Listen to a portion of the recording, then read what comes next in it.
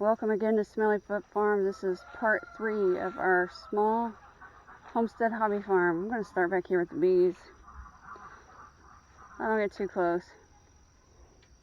We got some wildflowers for them. I got blueberries growing. They're doing their job. Sometimes they won't leave me alone. I'm going to try to get around here without getting anything on this camera since I don't have the waterproof case on. You see all the wildflowers and the blueberries, which I stop and get a snack. We had a lot not produce, so we'll have to buy some more blueberry plants and hope they start producing, because I make a lot of blueberry products. You see a huge fern pile. Goat pen noticeably smaller. I apologize in advance, this video might be a tad emotional for me. People might think I'm overreacting. I don't really care. Shed is gone. We had a tree fall Saturday morning and it fell directly over my head. I'll do a garden walkthrough later. I don't know why I'm bringing this here. That's supposed to go to the quail. My mind has been a mess since Saturday.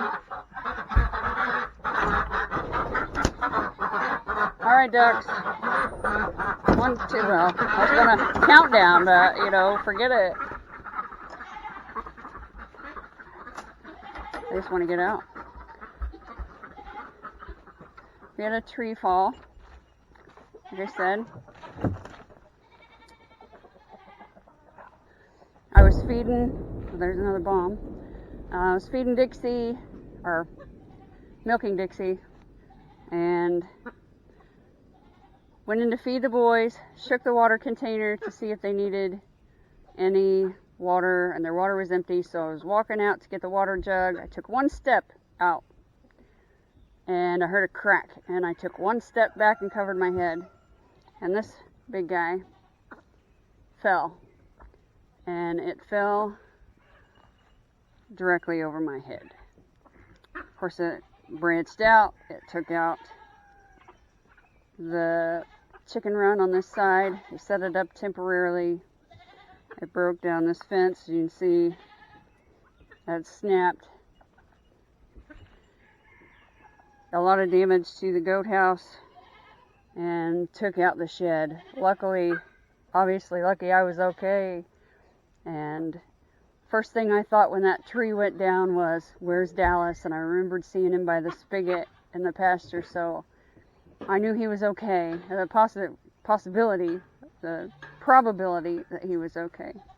So I stood there and waited until he came, and he was screaming, "Honey, are you okay? Are you okay?" And I just kept saying, "I'm okay, I'm okay, I'm okay." But then I had to climb over and under limbs to get out of there. I didn't know how I was going to get out, but I climbed over and under and through. And I was looking for Dixie because I had saw her go back out. And I'm yelling, "Dixie, Dixie, where are you?" Like she's going to answer me. And I couldn't find her. And Dallas looked in the goat house and said, "She's in here." And I just cried. And then I went looking for the girls, Holly and Emmylou, because they were in the other goat house. And the goat house, I mean, it was demolished. There was nothing left of that thing. The roof was gone. I have pictures on the Facebook page. However, Dallas got there first and looked in, and Holly and Emmylou were eating the leaves, so they were fine. You know, it's normal to be scared about those things, but it's even more fresh in my mind because the people that we sold Freckleface to, gosh, he was living his best life. Notice I said was. Well, we've had these storms that are knocking things down, and a limb broke and crushed him. So of course I'm petrified. I'm looking everywhere, thinking that had happened to one of ours too. We were so upset, and Amanda, the gal we sold Freckleface to, was so incredibly upset.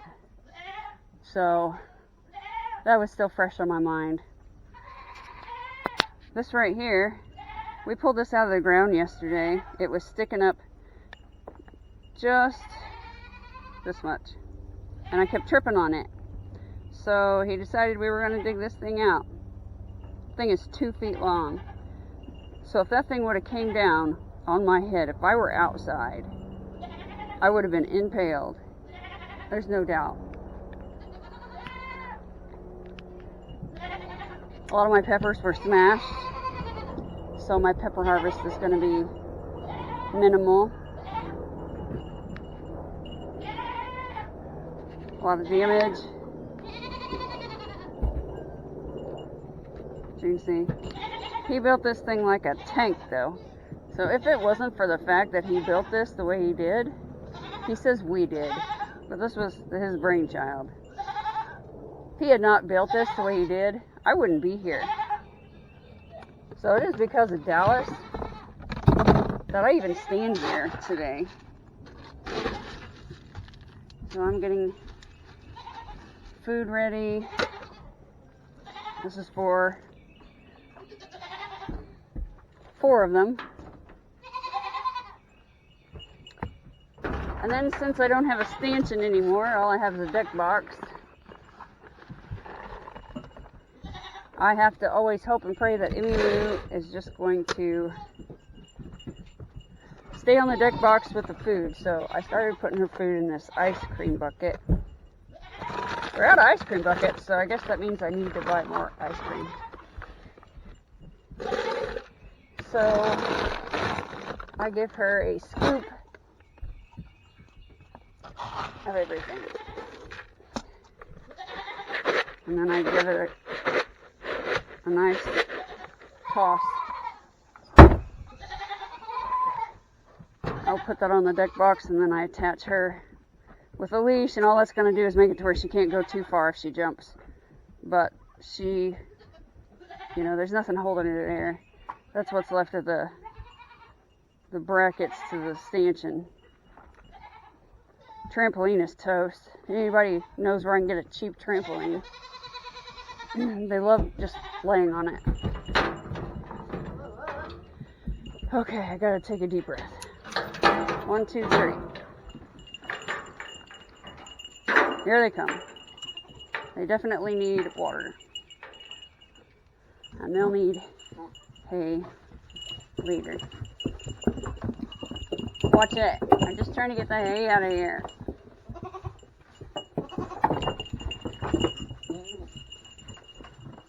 Yes, I see you. Now, move out of the way. Ready? You ready? And then I grab Emmylou because she gets fed out here. And she knows exactly where to go.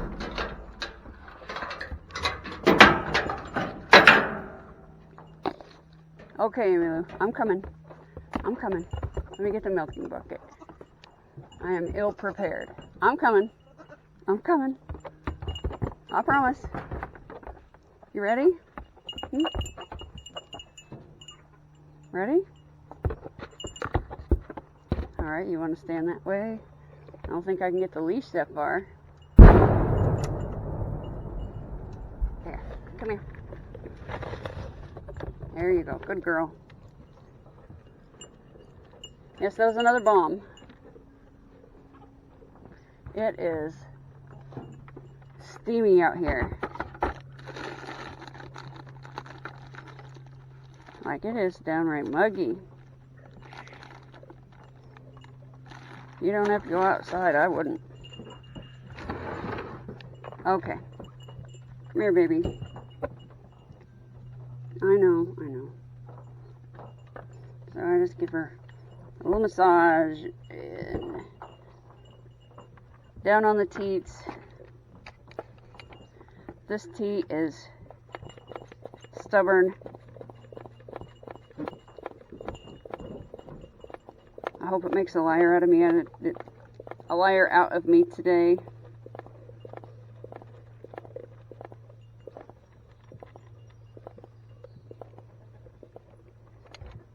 Sometimes I just let gravity do the work.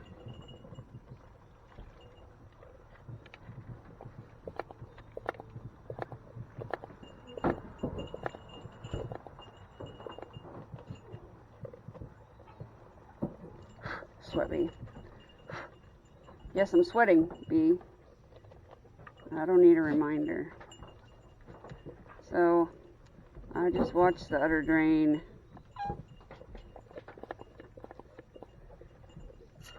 And then I break the suction. You're gonna get a little sideways view. She does this now every time I try to get to the other side.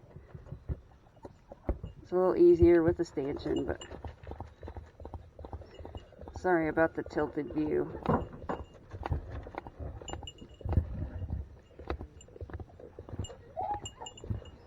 I can always get on my knees so you're not seeing absolutely nothing sideways. I feel whatever is wet on the ground soaking through my pants. That's okay. Doesn't just have to be smelly feet, does it?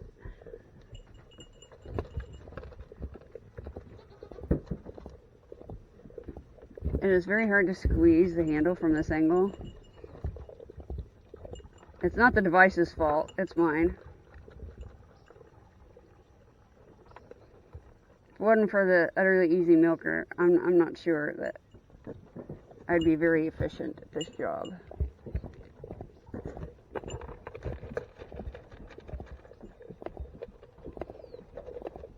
I believe we've reached the end of what Emmylou is going to do today, which is full. Good job, Emmylou. Looks like there's one teat that's still got a little milk in it, but I'll have to come back for that later.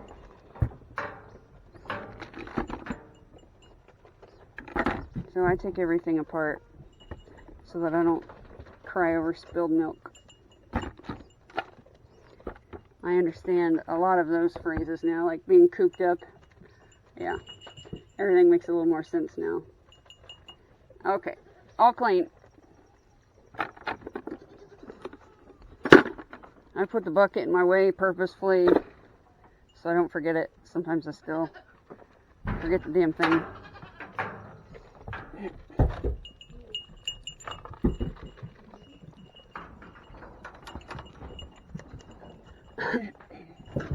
Alright. Back to Crazy Town. Get back. 1, 2, 3. I'm telling you, it's rough.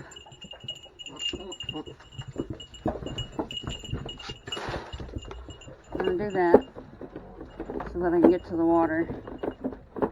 If I can get it out of here. I'll have to redo their baking soda.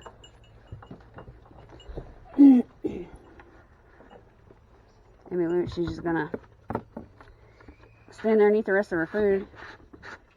Good girl, Emmylou.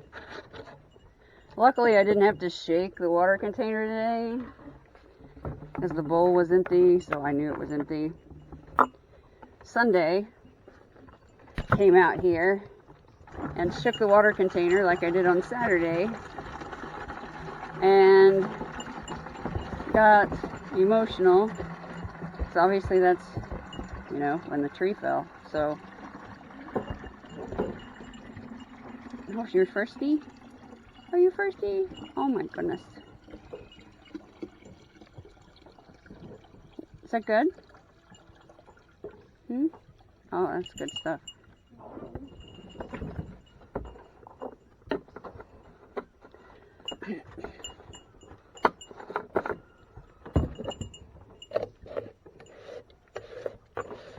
Okay.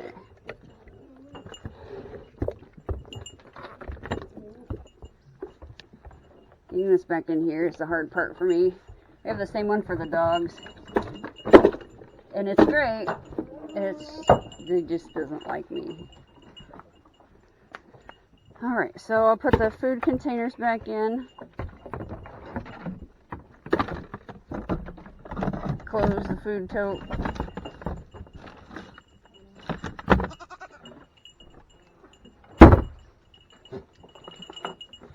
So, I'm going to go through exactly what happened at the time the tree fell. I came in the goat house, I had their feed, like I just did. I came in, I tossed their feed, and I came around and shook the bucket. I knew they needed water, so I took a step forward. I heard the crack. I took a step back, scrunched down, and covered my head. And all that was instantaneous. Then at that time, the tree fell. And as you can see, it fell from right there. So it came down right on me. Everything in here, except for that brace right there, held up. You know, there's a brace up here, it's got a split in it. I don't know why there's food in there. I call that Dallas extraordinaire. That's okay. So everything else held up.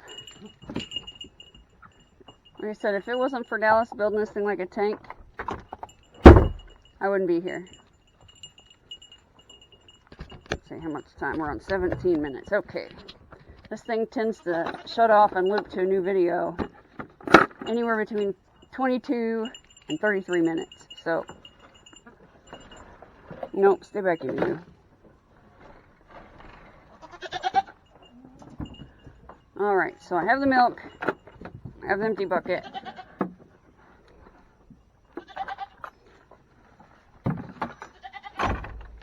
I have the diatomaceous earth. The water's running. That's not watering anything over there because there's nothing, but I need it for the peppers. I'll have to come back and hand water the first row. But through here, you'll see right there snapped. I was just hoping if there's any new growth on the bottom or the top, it would start coming in. Same with this one. There's a little bit of new growth down there. That's just wishful thinking. Scorpion snapped. There was one here, one there. There's one that snapped, snapped, snapped, snapped. So I guess all in all, it wasn't terrible. But man, I was out here. Dallas went to get our nephew, one of our nephews, Lennon, to help with the cleanup. While he was gone, I used some big old pruners, and I got out here and I was pruning to save peppers. My mind wasn't right, so it was a tough go. I was running on pure adrenaline for some time, and then obviously when the adrenaline fades, you're left with nothing but reality. And again, that reality may not seem like much to anybody else. I consider it a near-death situation because I was near impaled by a tree. If I'd been in the shed, I wouldn't be here. It's just a miracle that Emmy Lou and Holly are alive. They must have been underneath the loft. So thankful. Even though Holly's a real pain in the rear, I don't want her to die. I don't want that guy to die either. I'm just going to put a little diatomaceous earth on here. Keep the smell down. Kill some eggs. You can tell that I'm just shaking the thing because this stuff is nasty. I'd rather have poop on my hands than diatomaceous earth. It's just gritty. Dallas, he reached right in there. Reach right in the thing. I just can't. Okay, so I can, but it's gross. Good enough.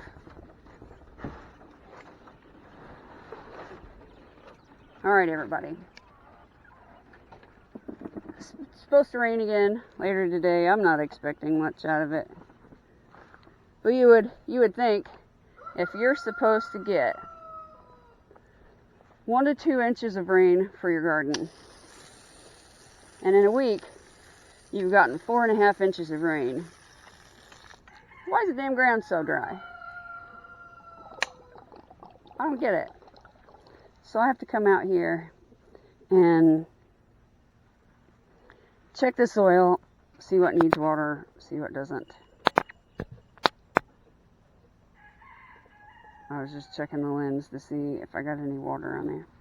I'm going to leave the wheelbarrow here, and hopefully I can get out to that tree to show you before this video decides to stop and loop to something else.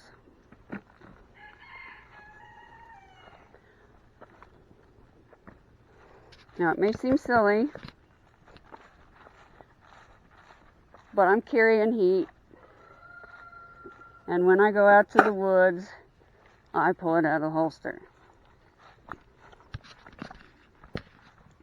Again, it might seem silly to some.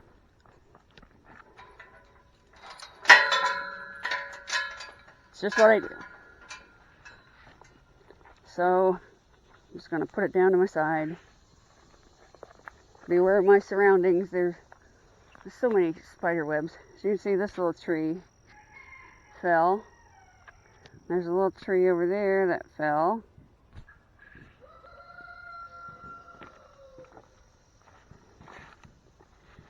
This is lumber of trees that have fallen already that he's cut. And they're just laying out here seasoning. This one right here fell but before we moved in. I think raccoons are living there. So that one had already fallen. This one fell in these storms. And our granddaughter's little playhouse structure was knocked over when this tree decided to snap. That's also where Dallas killed his first deer for us. And that got him. That hurt him to the core. Now I asked if he wanted to sit it back up, and he said no, we'll build something else. We want something sturdy. Not just for hunting, but for the grandkids. This right here, this is the beast that got me. Almost got me. Tried to get me. This is the one that fell on me. Look at that. Isn't that terrifying? And you can see from the outside there is no way we would have known this thing was rotten. I just walked into it. Another damn spider web. Gross. There's no way to tell that it was anything wrong with it. It's a beautiful tree, beautiful foliage, oak, nice and strong, or so we thought. And we only knew because when Dallas was cutting into the wood with a chainsaw to get it out of the way, it started peeing. That thing was like a water fountain. And Dallas was like, what the hell is going on? And then it started peeing mud. And, you know, the closer he got to this part of the tree, and you look at the tree stumps now, you can't see it. There's nothing on there. So there was no way to know that this thing was rotten. Unless somebody can give me some tips and let me know. There was no way that I could tell. No way that Dallas could tell. As you can, I don't know if you can see through there. It's where the ducks live. And Dallas thinks that maybe when I drain the duck pond and it drains down this way that the water's getting to it. I don't know, but what we're going to do is dig a little trench from here down that way to the natural spring that rolls down the hill. So I know this video is going to stop and loop to something else. So I want to thank you for watching my Smellyfoot Farms videos. I know they're probably not informative. I know they're probably kind of boring. But this is our life on the homestead, and I appreciate people that want to follow along.